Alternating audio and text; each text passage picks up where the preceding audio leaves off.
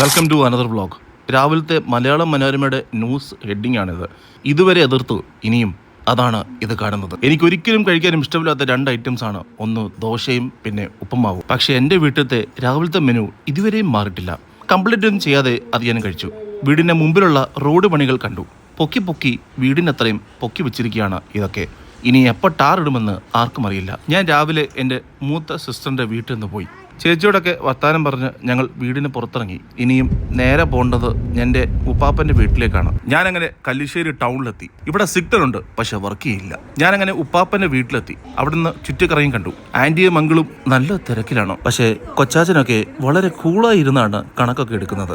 ഇതാണ് ഡനി. ഇവന്റെ കല്യാണമാണ് നടക്കാൻ പോകുന്നത്. മുറ്റത്തുള്ള ഈ ജാതിക്ക പണ്ട് ഞാനൊന്ന് സ്കെച്ച് ചെയ്ത് വെച്ചിരുന്നു. അത് പെട്ടെന്ന് തന്നെ പറിച്ചു കഴിച്ചു. പക്ഷെ വിളഞ്ഞിട്ടില്ലായിരുന്നു. എന്നാലും കുഴപ്പമില്ല. അടുത്തത് ഈ മാങ്ങയാണ്. ഇൻഷാല്ലാ അടുത്ത വട്ടം ഞാൻ ഇവനെ പറിക്കും. ഞാൻ വീട്ടിൽ തിരിച്ചെത്തി. പിന്നെ കുമ്പളപ്പത്തിന്റെ മേളിലായി. അങ്ങനെ കുമ്പളപ്പൊക്കെ ഇരുന്ന് കഴിച്ചു. ഞങ്ങളുടെ ലഞ്ച് ടൈം വീട്ടിൽ 12:30 to 1:30 ആണ്. ലേറ്റ് ആയി പോയി കഴിഞ്ഞാൽ പിന്നെ കിച്ചൺ ക്ലോസ് ആവും. ചക്കയും പിന്നെ മാങ്ങക്കറിയും ഒഴിച്ച് ഞാൻ വെയിറ്റ് ചെയ്തു.